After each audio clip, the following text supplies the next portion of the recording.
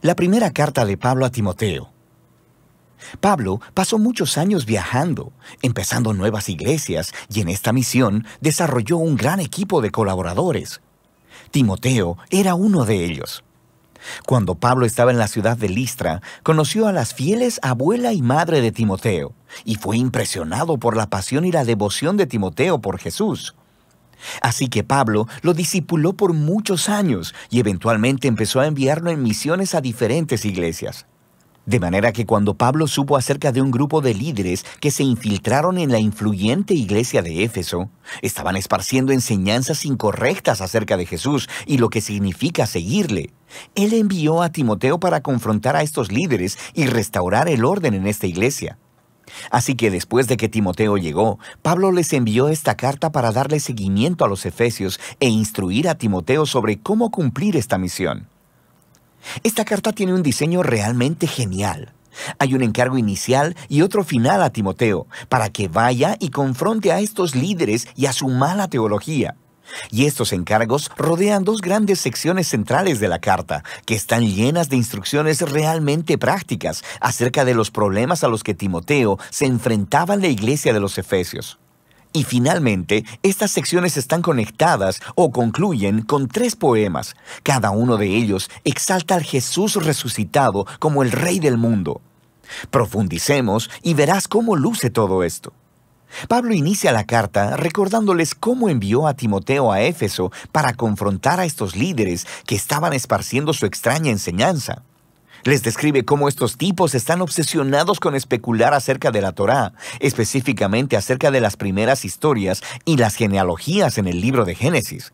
Y como veremos después, habían desarrollado toda clase de enseñanzas raras acerca de la comida, el matrimonio y el sexo, que no eran consistentes con las enseñanzas de Jesús o de los apóstoles.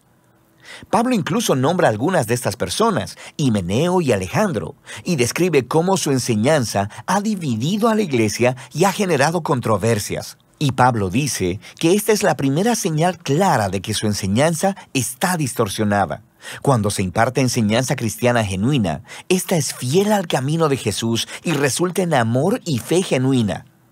Y él dice que, de cualquier modo, el propósito de la Torá no es promover la especulación. Más bien, su propósito es exponer la verdad sobre la condición humana, como lo hizo con Pablo. La enseñanza correcta sobre la Torá llevará a las personas a ver la gracia de Dios revelada en el Mesías, quien vino a salvar a la gente pecadora y quebrantada.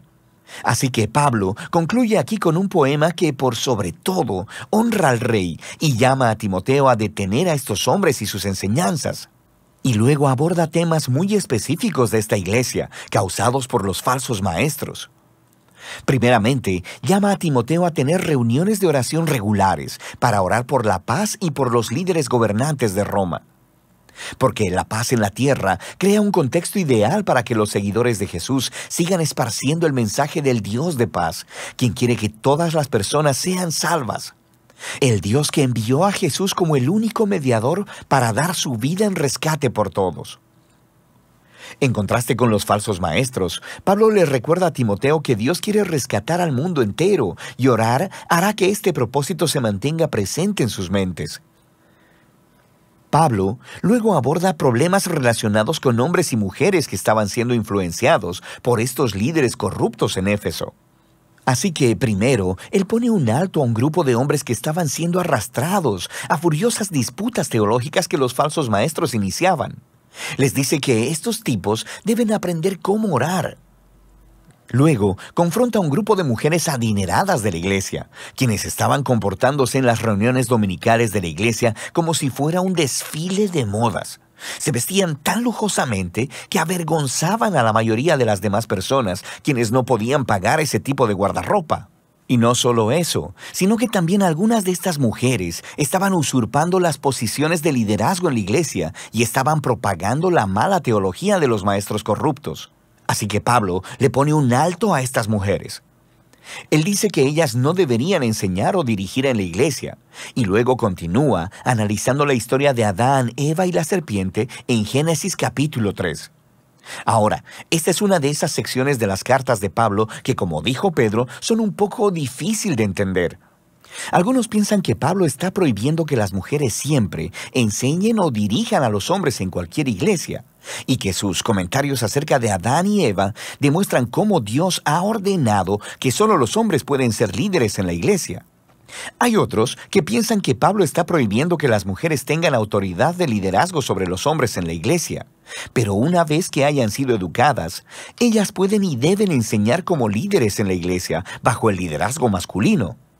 Y aún hay otros que piensan que Pablo solo está prohibiendo a estas mujeres específicas de Éfeso y que sus comentarios sobre Adán y Eva son una comparación sobre cómo estas mujeres han sido engañadas por los falsos maestros. Cualquiera que sea la perspectiva que adoptes, Pablo es claro al decir que estas mujeres efesias necesitaban ponerse bajo el liderazgo de Timoteo y tener una adecuada educación teológica. Y la meta es ayudarlas a crecer para que un día ellas puedan ser como las excelentes ministras que Pablo menciona en sus otras cartas, como Febe, Junias o Priscila. Pablo continúa abordando esta crisis de liderazgo y ordena a Timoteo a designar a un pequeño y saludable equipo de esposos y padres, quienes actuarán como ancianos o supervisores de la iglesia.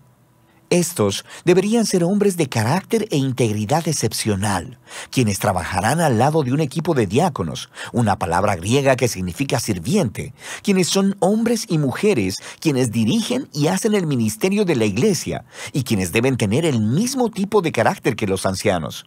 Y todas estas personas deben ser reconocidas por sus relaciones saludables dentro de sus familias, porque ello demostrará su habilidad para dirigir en la iglesia, que es la familia de Dios. Y la manera de vivir que practican todos juntos es consistente con la historia acerca de Jesús, la cual se explora en el poema final sobre su encarnación, muerte, resurrección, exaltación como rey y sobre la extensión de su nueva familia a través de todo el mundo. El segundo cuerpo de instrucciones para Timoteo es, de nuevo, muy específico a los problemas que fueron causados por estos malos líderes. Así que él primero corrige su mala teología. Ellos han estado diciendo a la gente que dejen de comer cierta clase de comidas, probablemente carne, y que dejen de casarse, lo cual Pablo considera ridículo. Entonces, él se dirige a Génesis 1 y le recuerda a Timoteo que toda la creación es muy buena, incluyendo la comida y el matrimonio. Todo debe ser recibido con agradecimiento por aquellos que conocen y dan gracias al Creador. Pablo luego continúa para tratar los problemas del cuidado de las viudas en la iglesia. Este importante ministerio estaba siendo aprovechado por viudas jóvenes y adineradas, muy probablemente las mismas mujeres problemáticas del capítulo 2. Ellas se registraban para recibir el apoyo de la iglesia, pero luego pasaban sus días teniendo sexo casual y esparciendo chismes y haciéndole daño a la reputación de la iglesia en la ciudad. Pablo no iba a dejar pasar eso.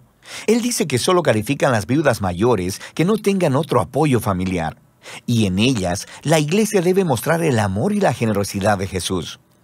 Pablo luego trata algunos problemas entre los hombres mayores de la iglesia. Y Timoteo debe respetar su edad, pero no su conducta, que parece relacionada con el alcohol.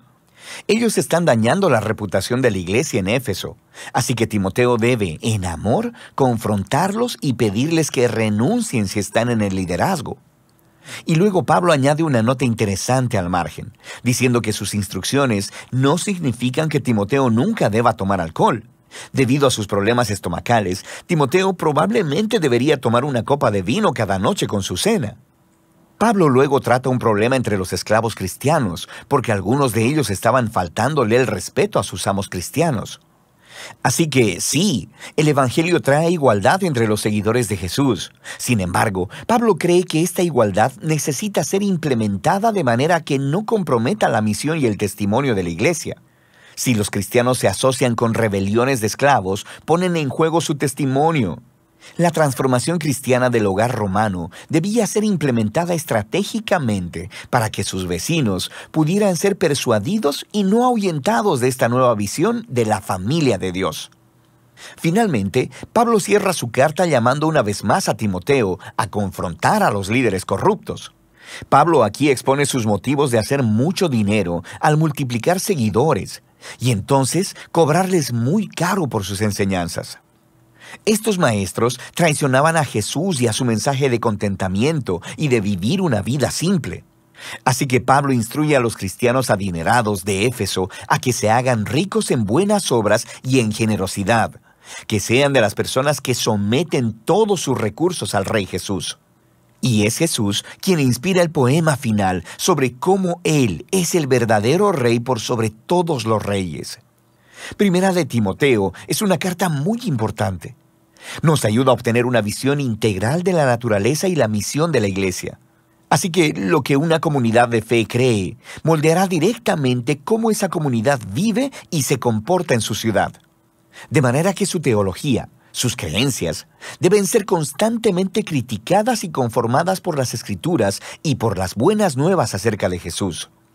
Y también es muy importante para Pablo la manera en que la iglesia es percibida por el público.